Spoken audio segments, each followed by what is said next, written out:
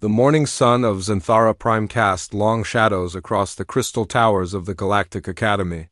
Students from dozens of worlds walked along the floating pathways, their voices mixing in a symphony of different languages and sounds. Some had wings, others had tentacles, and a few glowed with their own inner light. But they all shared one thing in common. They were here to learn. Jake Morrison stepped off the transport shuttle and looked up at the massive academy buildings. The structures seemed to stretch up forever, made of some kind of clear material that sparkled in the alien sunlight. He had never seen anything like it back on Earth. Everything here was so clean, so perfect, so peaceful. He adjusted his simple backpack and started walking toward the main entrance. Other students gave him curious looks as he passed. Humans were still new to the galactic community. Most of these alien students had never seen one of his kind before. Jake tried to ignore their stares and focused on finding his first class. The inside of the academy was even more impressive than the outside. The hallways were wide and bright, with moving pictures on the walls showing scenes from different worlds. Students floated, walked, and slithered through the corridors in small groups. Their conversations were quiet and polite. Everything seemed so civilized. Jake checked his schedule tablet. Advanced Xenobiology with Professor Velanara. Room 847. He followed the signs and took a floating platform up several levels. The academy was huge, but the signs were clear and easy to follow. He found the classroom just as other students were arriving. The Xenobiology lab was a large room, filled with strange equipment and specimens from across the galaxy. Tables were arranged in a circle, each one equipped with tools Jake didn't recognize. Students were taking their seats, and Jake noticed how they seemed to naturally group together by species. The bird-like students sat with other bird-like students. The ones that looked like plants sat together near the windows. Jake found an empty seat and sat down. The chair adjusted itself to fit his body, which was a nice touch. He looked around at his classmates. There were about 20 students in total. Most of them were small and delicate-looking. A few had big eyes and soft features. They all seemed very gentle and peaceful. Then the classroom door opened and everything changed. The creature that entered was massive. It had to duck to fit through the doorway, and its shoulders were so wide they almost touched both sides of the frame. Its skin was dark and covered in what looked like natural armor plates. Its arms were long and powerful, ending in hands that had claws instead of fingers. When it moved, Jake could see the muscles rippling under its skin. The other students immediately went quiet. Some of them actually moved their chairs away from the creature as it looked around the room for a place to sit. Its eyes were yellow and seemed to glow in the laboratory lights. When it smiled, Jake could see rows of sharp teeth. The creature chose a table near the back of the room. As it sat down, the chair groaned under its weight. It looked around at the other students with what Jake could only describe as hunger in its eyes. Not the kind of hunger for food, but the kind of hunger a cat has when it watches a mouse. A few minutes later, Professor Velanara entered the classroom.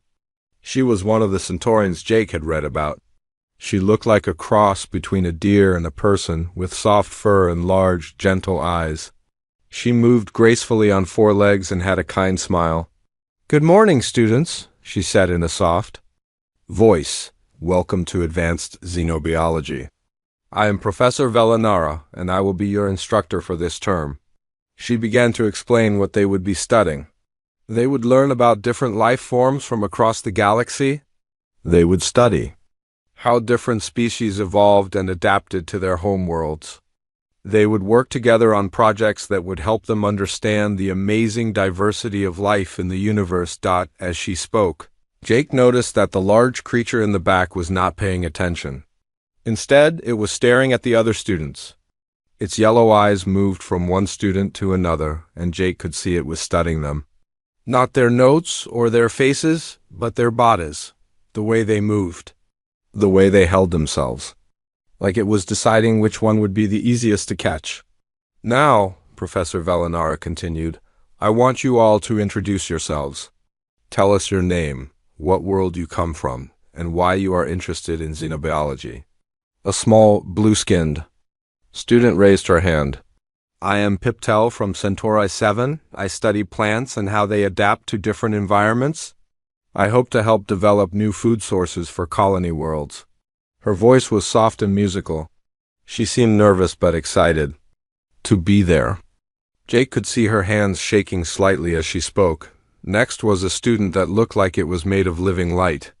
I am Glimmer from the energy fields of Lumina. I study how different forms of life use and store energy. I believe this. Knowledge can help us develop better power sources for our ships and cities. One by one, the students introduced themselves. They all seemed to have noble goals. They wanted to help their people, explore new worlds, or make life better for everyone. Their voices were gentle and their words were kind. Then it was the large creatures turned at it, stood up slowly, and Jake was amazed at how big it really was. It had to be at least 8 feet tall, maybe more. Its voice was deep and rough, like gravel being crushed. I am Keffer from Drakmor. I am here because my family requires me to learn about other species. It paused and looked around the room. It is important to know your prey. The way it said the word prey made several students shift uncomfortably in their seats. Professor Velinara's ears flattened against her head, which Jake had learned was a sign of distress in Centaurians. Well, she said, trying to keep her voice steady, I hope you will find that knowledge helps you understand and appreciate the diversity of life, rather than ...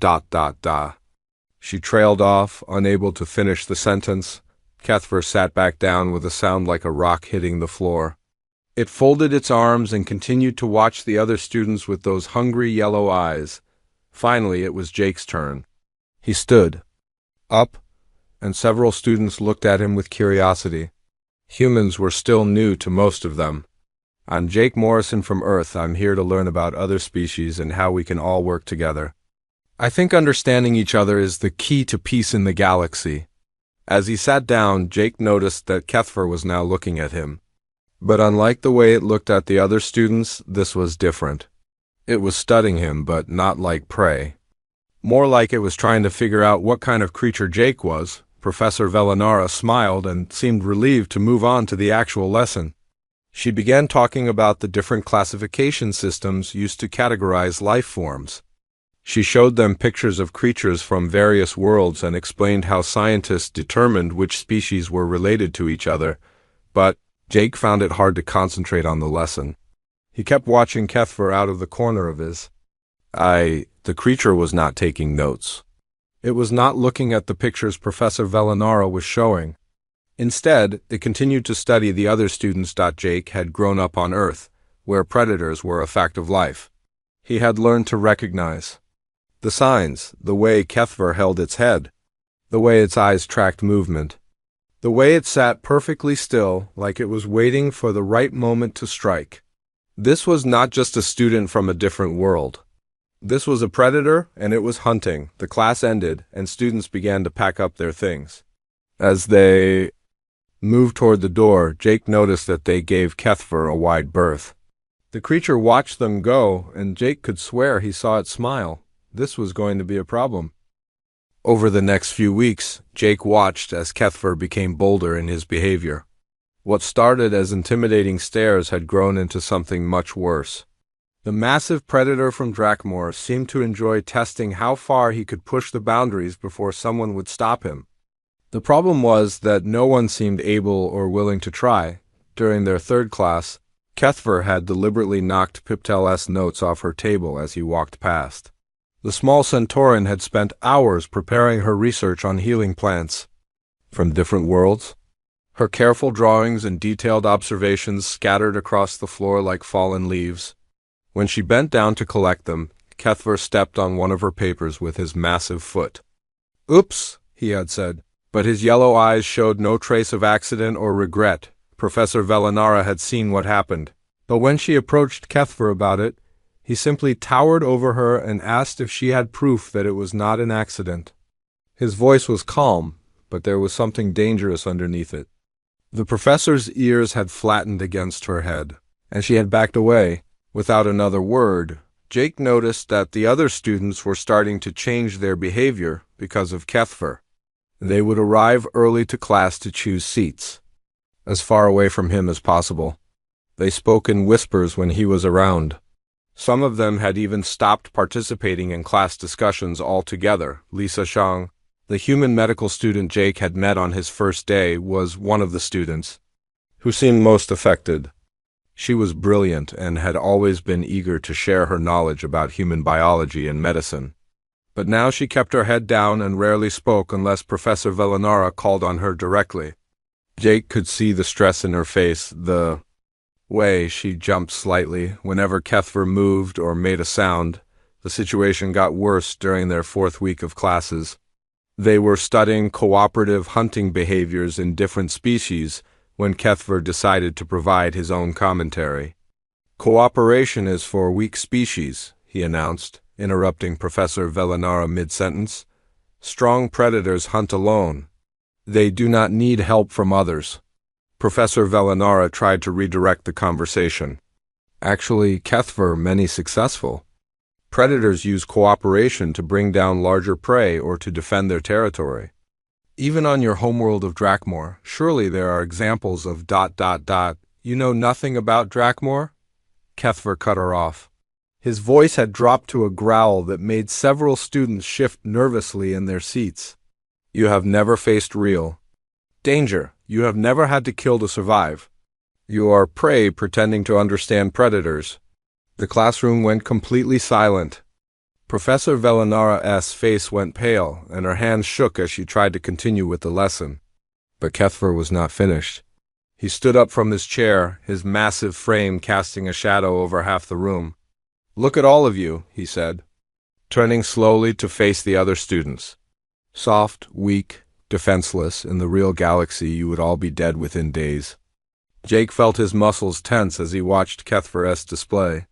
This was not just rude behavior or academic disagreement. This was a predator establishing dominance over what he saw as his territory. Jake had seen similar behavior in wild animals back on Earth, but those animals were following natural instincts in natural environments. Kethver was choosing to behave this way in a place meant for learning and cooperation. The breaking point came during their fifth week. Professor Velanara had assigned a group project where students would present research on interspecies medical cooperation. Piptel had volunteered to present first, sharing her findings on how plant-based medicines from Centauri 7 could help treat illnesses in other species. She stood at the front of the class, her soft voice explaining how certain flower extracts could reduce pain in both carbon-based and silicon-based life forms.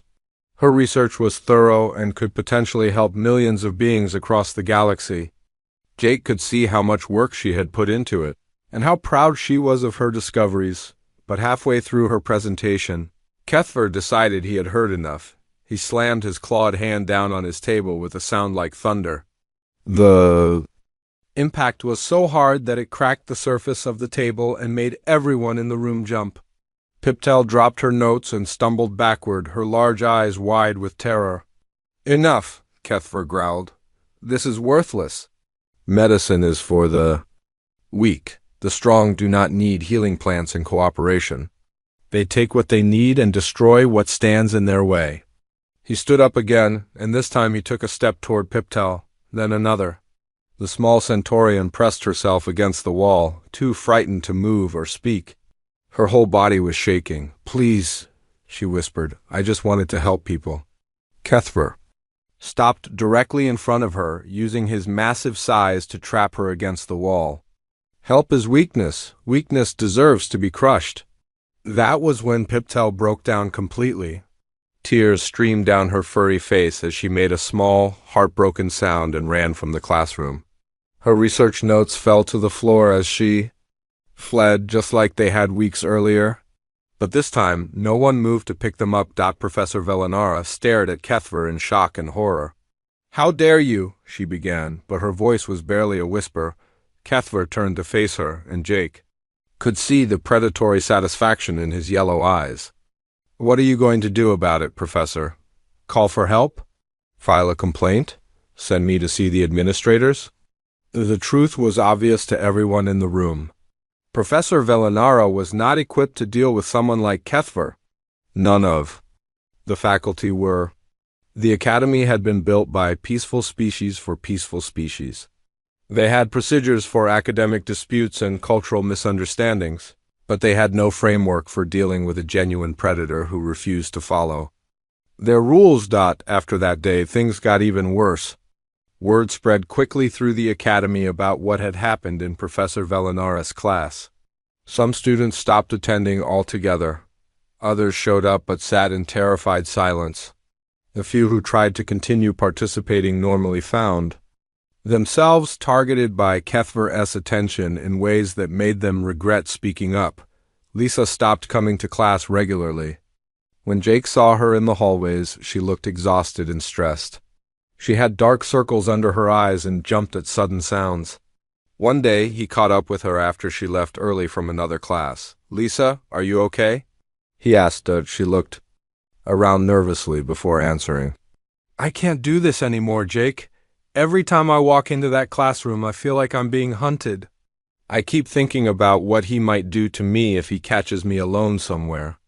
Jake felt a cold anger building in his chest. "Has he threatened you directly?" "He doesn't have to," Lisa said. "The way he looks at me, at all of us. Like we're not people, just things he could hurt if he wanted to. I used to love learning about different species and how we could work together. Now I just want to transfer to a different school and never see him again." That night, Jake lay in his dormitory room thinking about what was happening. He had come to the academy excited about representing humanity and learning about the galaxy. Instead, he was watching a predator terrorize innocent students while the faculty stood by helplessly. He thought about the other students. Piptel, who just wanted to help people with her healing plants.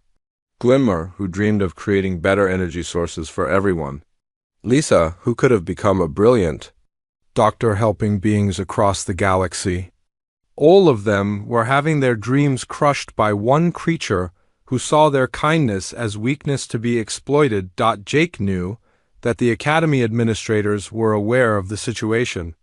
Professor Velinara had filed reports, and other faculty members had complained.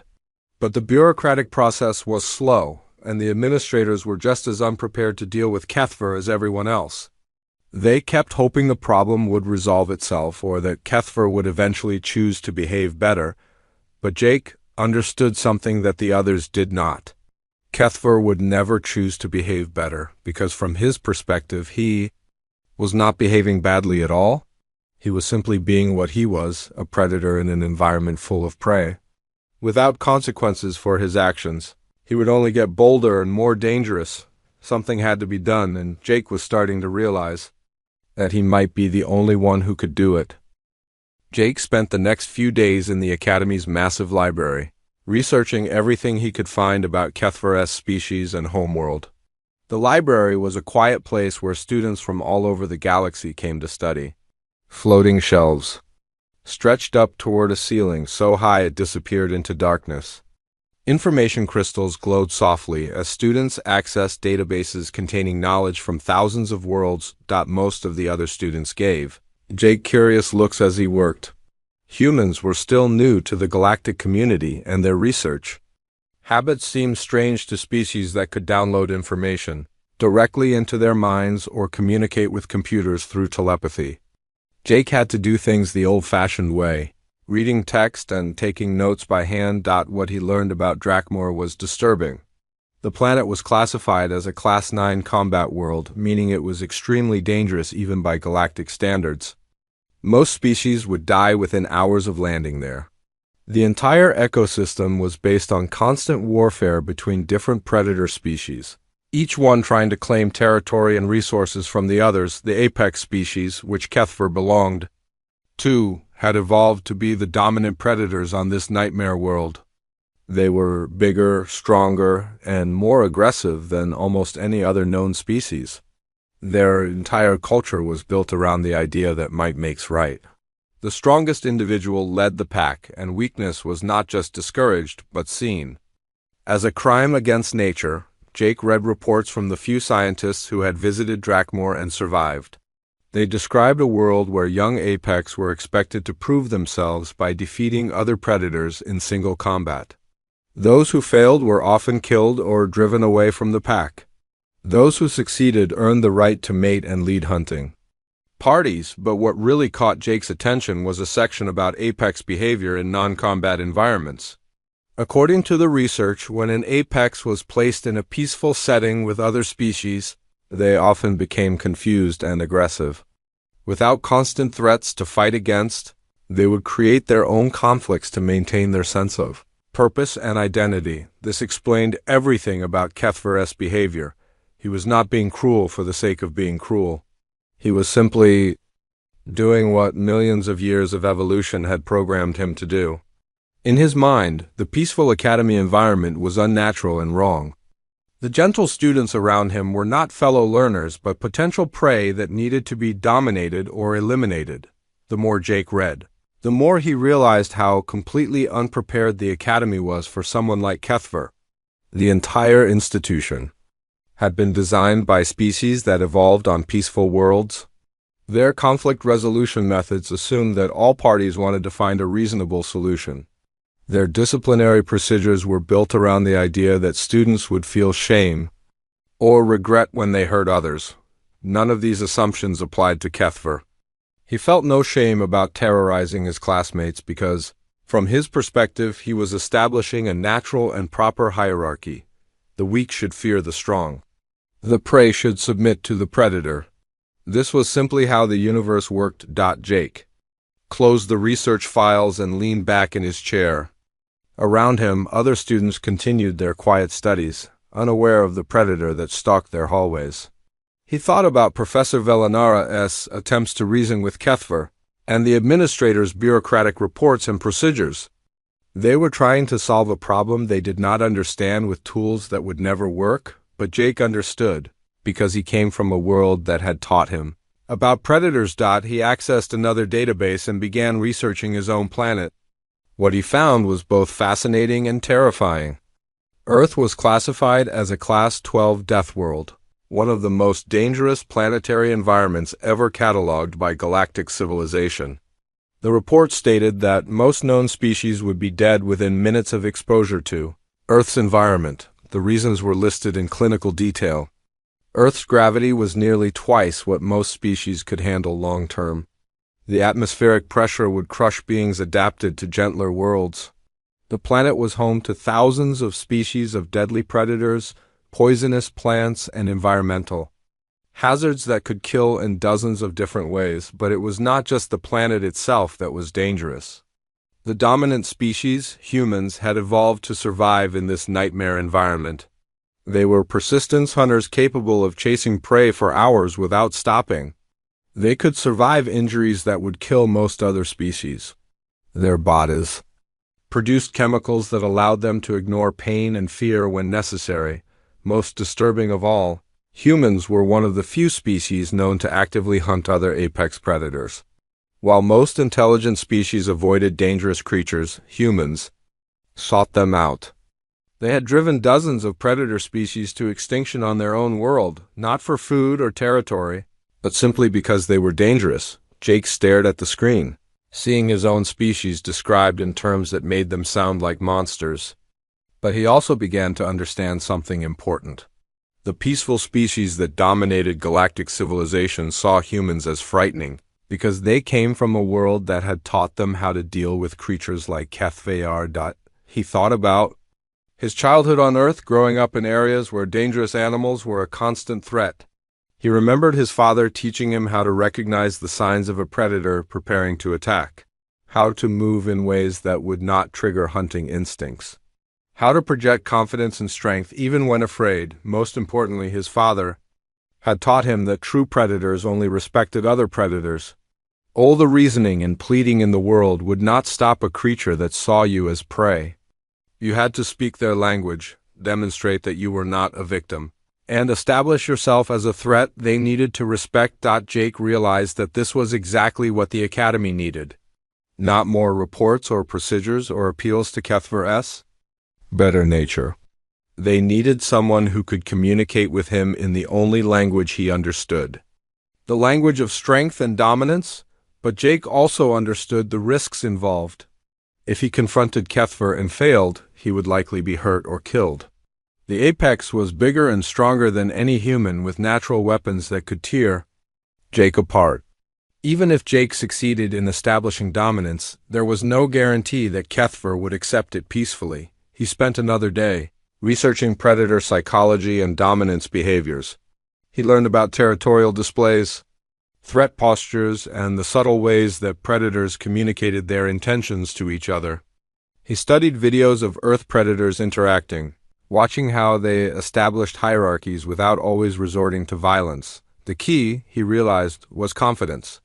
Real predators could sense fear and uncertainty in others. They were drawn to victims who showed weakness or hesitation. But they were also cautious around potential rivals who demonstrated genuine strength and calm control. Jake began preparing himself, physically and mentally, for what he knew was coming. He started a careful exercise routine in his dormitory room, building his strength and flexibility. He practiced moving with the controlled grace he had seen in Earth's apex predators. He worked on controlling his breathing and heart rate, learning to project calm confidence even when his body was ready for action. More importantly, he began observing Kethver more carefully during classes. He studied the apex's movement patterns, his territorial behaviors, and the specific ways he asserted dominance over others.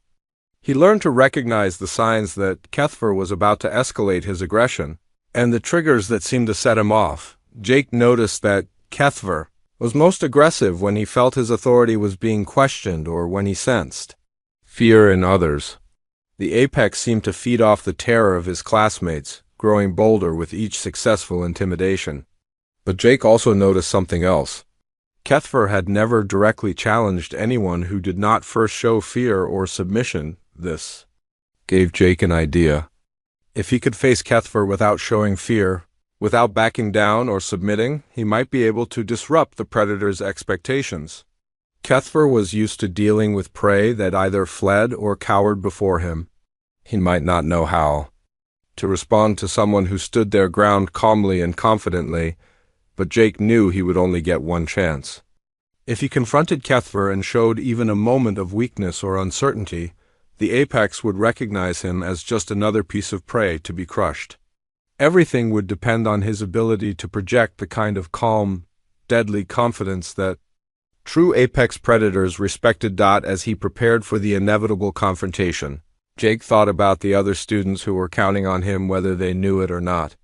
Piptel, who just wanted to help heal people with her plant medicines, Lisa, who dreamed of becoming a doctor, all the gentle beings who had come to the academy to learn and grow, only to find themselves terrorized by a predator who saw their kindness as weakness. They deserved better than this.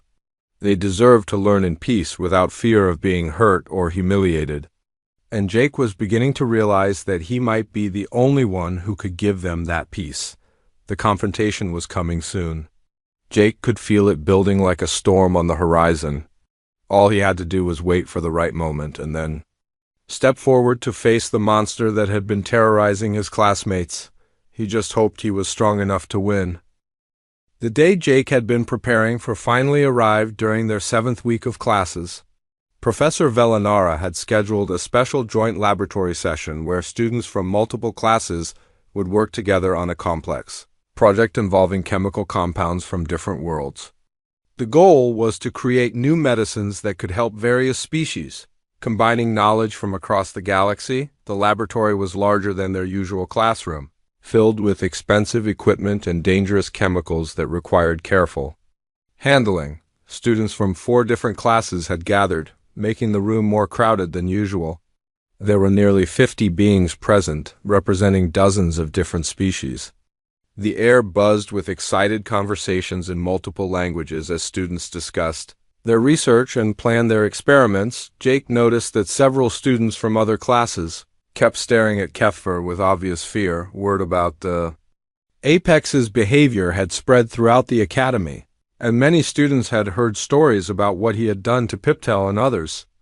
They gave him a wide space as they moved around the laboratory, clustering together in groups as far away from him as possible. Professor Velinara tried to maintain her usual cheerful demeanor as she explained the project guidelines. Students would work in mixed groups, sharing their knowledge to create something that could benefit everyone. Each group would have access to chemical samples from their homeworlds, along with advanced equipment to test different combinations safely. Remember, she said, her voice slightly strained, this is about cooperation and mutual respect. We are all here to learn from each other and create something beautiful together. Jake could see Kethver's reaction to those words. The massive predator's yellow eyes narrowed and his claws scraped against the metal surface of his workstation. The idea of cooperation clearly disgusted him. Just as Jake had expected it would, the students began forming their groups and collecting their materials. Jake found himself working with Piptel, who had been slowly recovering from her earlier humiliation, and two students from other classes. One was Coraline, a young aquatic delphin whose people lived in the ocean worlds of the Outer Rim. The other was a silicate being named Crystal Mind, whose crystalline body reflected light in beautiful patterns. They were working on combining Piptel's healing plants with minerals from Crystal Mind's homeworld to create a medicine that could help both carbon-based and silicon-based life forms. It was exactly the kind of cooperative project that the Academy had been designed to foster. Different species sharing their knowledge to make life better for everyone. For the first hour, everything went smoothly. The laboratory hummed with productive activity as students mixed chemicals, took measurements, and shared discoveries. Jake could see the excitement on his teammates' faces as their experiment began to show promising results. Piptel was smiling for the first time in weeks, her confidence slowly returning as she explained how her plant extracts worked. Then Kethver decided he had seen enough cooperation for one day. It started when he grew tired of his own group's project. The other students assigned to work with him had been too frightened to contribute much, spending most of their time trying to stay out of his way. Without their input, Kethver quickly became bored with the slow, careful process of scientific research. He stood up from his workstation and began walking around the laboratory, ostensibly to observe what other groups were doing. But Jake could see the real purpose in his movements. Kethver was hunting. His yellow eyes scanned the room, looking for weakness, for fear, for an opportunity to assert his dominance. He stopped at a table where a group of young aquatic delphins were working on a project involving water purification. The delphins were small and delicate, with translucent skin and graceful movements that reminded Jake of jellyfish floating in calm seas. They were some of the most peaceful beings in the Academy, having evolved on worlds where violence was almost unknown. What is this? Kethver asked, his voice cutting through their quiet conversation like a blade. The eldest of the delphins, a student named Flaugental, looked up nervously. We are working on methods to clean polluted water systems. Our research could help colony worlds that have limited access to fresh water. Kethver leaned closer, using his massive size to tower over the small group. Water purification. How useful for weak species who cannot adapt to their environment. Actually, Flaugental said, trying to keep his voice steady, clean water benefits everyone, even strong species need. I did not ask for your opinion, Kethver growled. He reached out with one clawed hand and deliberately knocked over a container of chemical solution the delphins had been working on for hours. The liquid spilled across their notes and equipment, ruining weeks of careful research. The delphins stared in shock at their destroyed work. Flaugental's large eyes filled with tears, but he tried to maintain his dignity. Please, we can share our workspace if you need materials for your own project. Kethver's response was to grab the young delphin's delicate appendage and squeeze it hard enough to make him cry out in pain. I do not need anything from inferior species. What I need is for you to understand your place in the natural order. The laboratory had gone completely silent. 50 students from across the galaxy watched in horror as Kethver increased the pressure on Flaugental's appendage. Jake could see that the apex was moments away from breaking bones or causing permanent damage to the gentle creature. The strong take what they want, Kethver announced to the room. The weak exist only to serve or be consumed. This is the law of nature, and no amount of cooperation or kindness will change it. Professor Velinara rushed toward them, her hooves clicking on the laboratory floor. Kethver, stop this immediately. You are hurting him. Kethver turned his yellow gaze on her, and Jake saw pure predatory hunger in his eyes. And what are you going to do about it, little prey animal? Call for help? File another report that no one will read? The professor stopped in her tracks, her whole body trembling with fear and frustration. Around the room, other students pressed themselves against the walls, too terrified to move or speak. Some of the smaller species had begun to cry quietly, overwhelmed by the violence they were witnessing. Kethver smiled, showing his rows of sharp teeth. He was enjoying this. The fear, the helplessness, the knowledge that no one could stop him from doing whatever he wanted. He began to systematically destroy the Delphin's equipment, smashing delicate instruments with his clawed hands while Flaugental whimpered in pain. This is what happens when weak species pretend they can create something meaningful, Kethver said. Your medicine, your cooperation, your peaceful little academy, all of it is worthless because you are worthless. That was when Jake stepped forward. He did not rush or shout or make any sudden movements. He simply walked calmly across the laboratory, his footsteps steady and measured. Students moved out of his way automatically, sensing something different about his presence. The fear that had filled the room began to shift into something else. Anticipation, hope. Jake stopped directly in front of Kethver, close enough that he had to look up to meet the apex's yellow eyes. But his posture was relaxed, his breathing calm, his expression neutral. He showed no fear, no aggression, no submission. He simply stood there like an immovable mountain. Let him go, Jake said quietly. The words were spoken so softly that students had to strain to hear them. But something in Jake's tone made everyone in the room go completely still. Even Kethver stopped his destruction to stare at the human who had dared to challenge him. What did you say? Kethver growled, his grip tightening on Flaugental's appendage. I said let him go. Jake's voice remained calm and steady, but there was something underneath it now. Something that made the temperature in the room seem to drop several degrees. Kethver released the Delphin and turned to face Jake fully.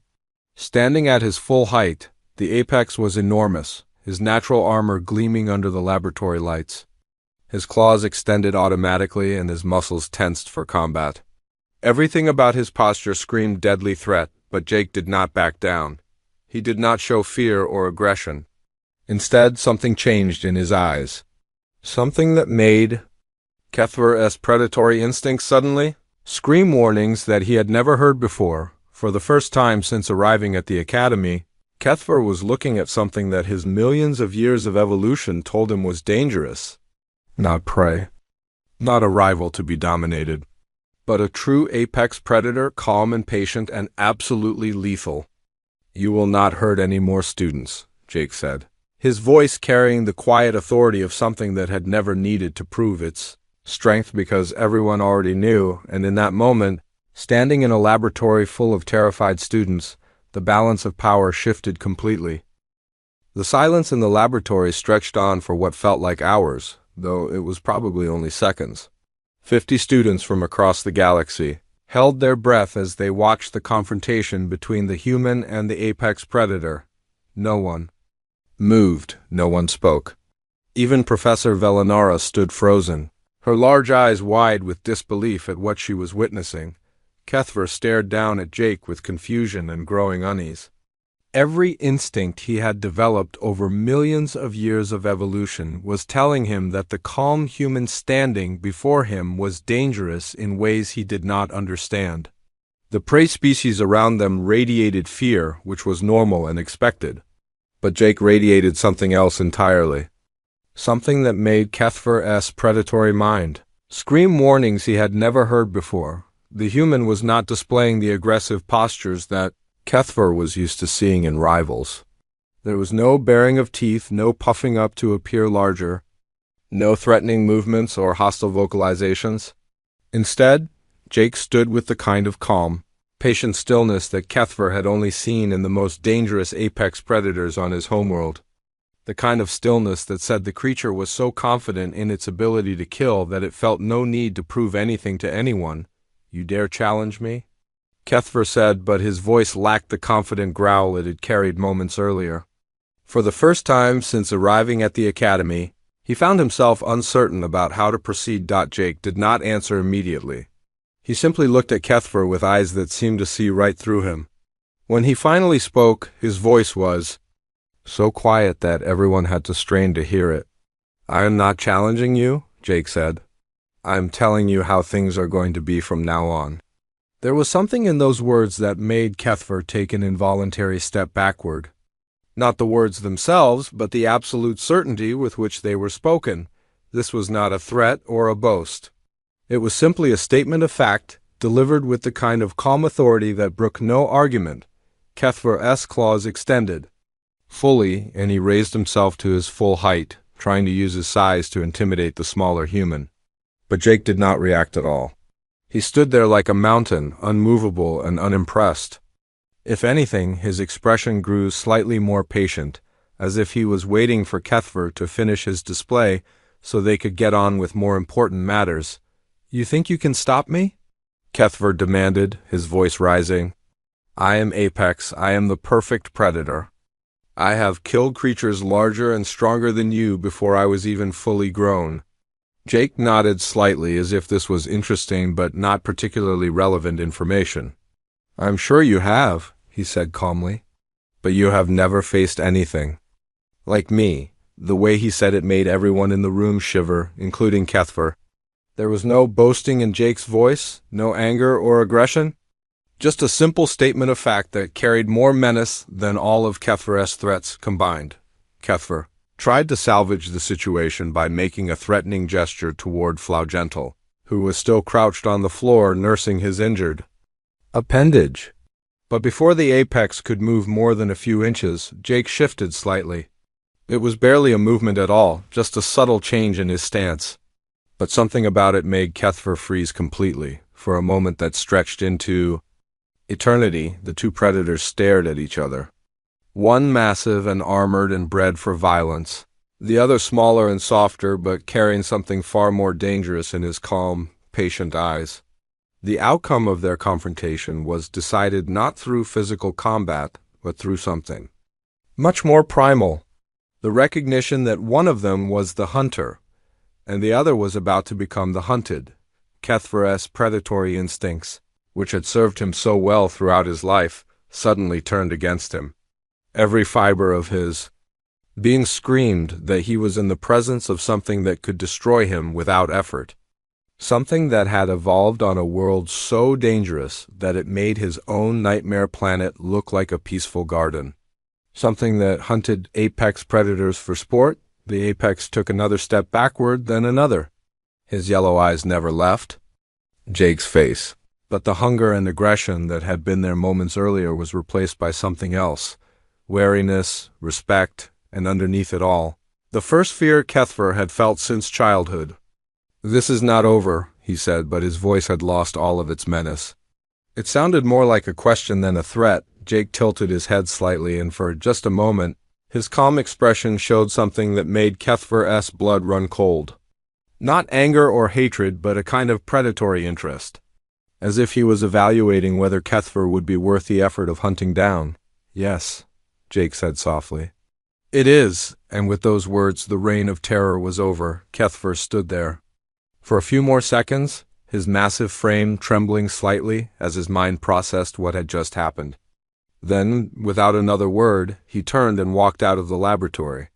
His movements were stiff and uncertain, like someone who had just discovered that everything he thought he knew about the world was wrong. The silence that followed his departure was different from the terrified quiet that had filled the room during the confrontation. This was the silence of relief, of disbelief, of hope slowly returning to 50 hearts that had thought it was lost forever. Flaugental was the first to speak. "Thank you," he whispered to Jake, his voice filled with gratitude and awe. "I thought he was going to break my appendage." Jake knelt down beside the injured Delphin, his expression returning to the gentle concern that his classmates were more familiar with.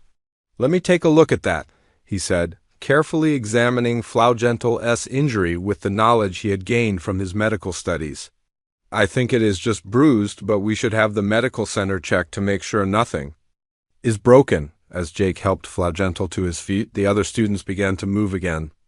Conversations resumed, though they were quieter and more subdued than before. Everyone kept glancing at Jake with new understanding and respect.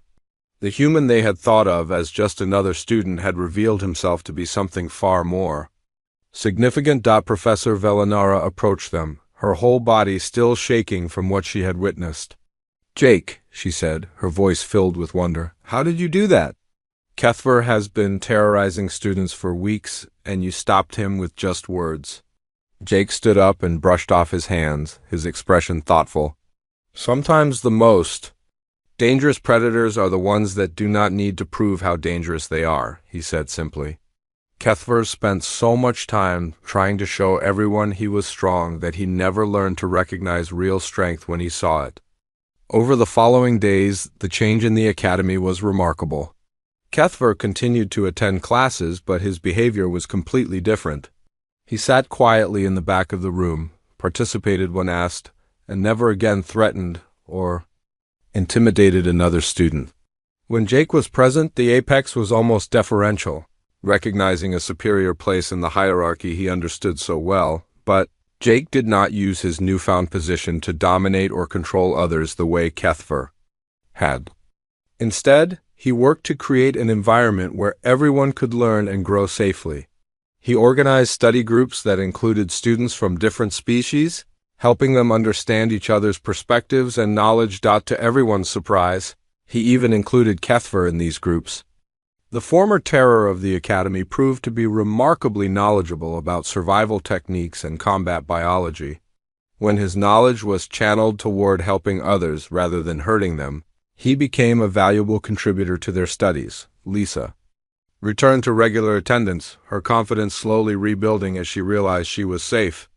Piptel began presenting her research again, this time without fear of being humiliated or attacked. Students who had been too frightened to participate in class discussions started raising their hands and sharing their ideas. The academy administration, initially confused by the sudden change, eventually recognized Jake's contribution and began consulting him on other interspecies conflicts. They started to understand that sometimes peaceful species needed someone who could speak the language of predators to maintain order in their diverse community. As the term progressed, Jake found himself forming genuine friendships across species lines. Even Kethver developed a grudging respect for the human, learning that true strength was not about intimidating the weak, but about protecting those who needed protection. The final project presentations went smoothly, with every group successfully completing their research. Piptel's healing medicines, Flaugental's water purification methods, and Crystalmind's mineral compounds all showed promise for helping beings across the galaxy. The cooperation and knowledge sharing that the Academy had been designed to foster finally flourished in an environment free from fear. On the last day of class, Professor Velinara thanked Jake privately for what he had done. "You saved not just the students Kethver was hurting," she said, "but the entire purpose of this institution. We came so close to losing everything we believe in." Jake looked out the window at the peaceful campus, where students from dozens of worlds walked together in harmony. "Everyone deserves the chance to learn and grow without fear," he said. "Sometimes that means someone has to stand up to the things that create that fear."